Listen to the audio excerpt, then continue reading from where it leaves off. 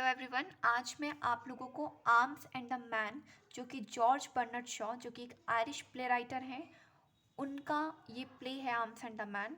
ठीक है, वो बताने वाली हूँ कि इस प्ले से किस किस तरह के क्वेश्चंस बन सकते हैं। Okay. George Bernard Shaw Irish play writer है और ये अपने एक वर्क है मिसेस वॉरेंस प्रोफेशन, उसके लिए काफ़ी फेमस है। इन्हें 1925 में नोबेल प्राइज़ भी मिला है। ठीक है। अभी हम आर्म्स एंड द मैन, ये जो प्ले है, इसे as anti romantic comedy discuss करते हैं। जैसे क्वेश्चन आ सकता है एग्जाम में कि discuss Arms and the Man as an anti romantic comedy, तो आप कौन कौन से पॉइंट लिख सकते हैं, आप इसे एक्सपेंड करके लिखिए। ठीक है, मैं आपको सिर्फ एक ओवरव्यू दे रही हूँ। सी एंटी रोमांटिक कॉमेडी क्यों है? क्योंकि GB Shaw attacked on romantic and idealistic notions about life. Comedy because it has expose and laugh at the romantic illusion about love and war. देखो, इसमें जो राइना पेटकॉफ है, जो कि प्रोटैगनिस्ट हैं इस प्ले की, वो बहुत आइडियलिस्टिक लड़की है, मतलब इमेजिनेटिव लड़की है, इमेजिनेशंस में जीती है। उसका जो हस्बैंड है, वुड बी हस्बैंड है, वो जो सर्जियस जिसका नाम है, उसके बारे में उसने बहुत सारी इमेजिनेशंस, बहुत सारे ऐसी फेक आइडियल्स बना के रखे हैं कि वो बहुत ब्रेव है, बहुत अच्छा है। एक फेक वर्ल्ड उसने क्रिएट करके रखा है। तो जीबी शॉ ने कहीं ना कहीं उस मतलब रोमांटिक में अपने जो वो आइडियाज़ और जिस तरह के इमेजिनेशन साइना पेटकॉफ है, जिस तरह के ड्रीम वो देखती है, उस पर कहीं ना कहीं अटैक किया है। ठीक है। कॉमेडी है क्योंकि लव एंड वॉर दोनों को साथ में दिखाया गया है और कहीं ना कहीं रोमांटिक इल्यूजन पर उसको उस चीज़ को एक्सपोज भी किया गया है, उस पर व्यंग भी किया गया, हंसा भी गया है। ठीक है। There was a popular view that war is a romantic game. ठीक है। इसमें आपको ये व्यू, ये ओपिनियन देखने को मिलेगा कि वॉर क्या है, एक रोमांटिक गेम है। क्यों? क्योंकि it gives a man the opportunity of displaying his heroism. ये एक आदमी को मौका देता है कि वो खुद को एज अ हीरो प्रेजेंट कर सकें। एक पर्सन को, एक आदमी को मौका देता है कि खुद को वो एज अ हीरो प्रेजेंट कर सकें। So it gives you opportunity, that is war is a romantic game. आपको ये व्यू भी इस प्ले को जब आप पढ़ेंगे तो पता चलेगा।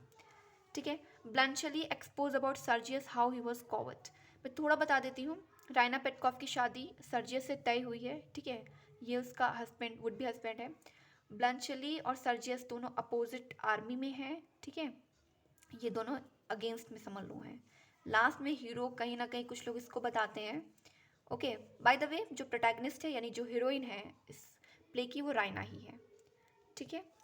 और इसमें ब्लंचली सर्जियस को एक्सपोज करता है कि कैसे वो एक कॉवर्ड, मतलब डरपोक है, बहादुर नहीं है।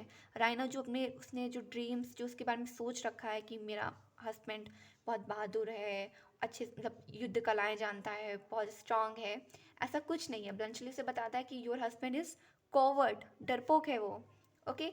फिर Bluntschli tells her that 9 soldiers out of 10 are born foolish not willing to fight. Actually क्या है, राइना को फाइटर्स, वॉरियर्स बहुत पसंद है, उसे युद्ध लड़ने, योद्धा, उनसे एक अट्रैक्शन, एक अफेक्शन है। तो बताता है कि जैसे तुम बता रही हो ऐसा कुछ नहीं होता है। बहुत से लोग, जो बहुत से शोल्जर्स होते हैं, 10 में से 9 शोल्जर्स तो लड़ना ही नहीं चाहते, वो तो सिर्फ पैसों के लिए लड़ रहे हैं। ऐसा इस प्ले में दिखाया गया है। ओके, मैं उस प्ले के अकॉर्डिंग आपको चीज़ें बता रही हूँ। ही कैरी चॉकलेट इंस्टीड ऑफ कार्टरज। वो अपने बारे में बताता है कि मैं चॉकलेट्स लेके जाता हूँ, मतलब गोलियों की जगह मैं अपने पॉकेट में चॉकलेट रखता हूँ। तो ये भी कुछ थोड़ा फन है कि ब्लंचली शोल्जर होके कार्टरज रखने की बजाय चॉकलेट्स रखता है। ओके।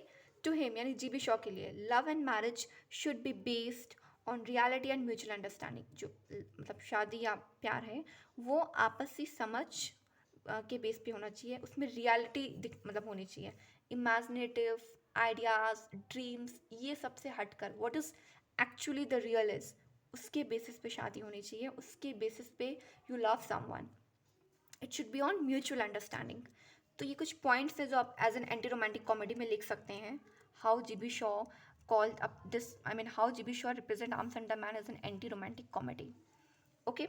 फिर इस टाइटल का सिग्निफिकेंस भी देख लेते हैं कि आर्म्स एंड द मैन ही क्यों टाइटल, मतलब ये टाइटल कहाँ से लिया गया है, या ये टाइटल की इंपॉर्टेंस क्या है।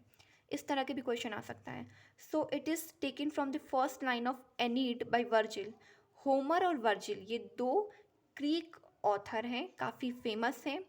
होमर जो है वो अपनी the Iliad and the Odyssey के लिए फेमस है, और जो वर्जिल हैं वो एनीड, ये एक एपिक है। ठीक है, इसके लिए फेमस है। वर्जिल की जो एपिक है एनीड, इसकी पहली लाइन है arms and the man I sing. यहाँ से इस टाइटल को लिया गया है, ठीक है। कुछ बुक्स में, एक दो बुक हैं उसमें मुझे ये भी देखने को मिला कि जीबी शॉ का एक प्ले का कलेक्शन आया था, उस ग्रुप को कहा जाता है प्लेस प्लीजेंट, वहाँ से टाइटल लिया गया है, ठीक है। और इस टाइटल के सिग्निफिकेंस देख लेते हैं। ये दोनों तो सोर्स हो गए पहले के points. He show that the glory of a war and the heroism of soldiers are nothing but a vacant illusion. इसमें इसने दिखाया है कि जो वॉर है कोई ग्लोरीफाई या कोई हीरोइज्म का वे नहीं है, it is a vacant illusion, एक भ्रम है। बहुत से लोग लड़ना ही नहीं चाहते हैं, but still they are fighting according to this play. He expose the hollowness of war and the heroism of soldiers. Okay, so this is how you represent, I mean, this is how you discuss these two things.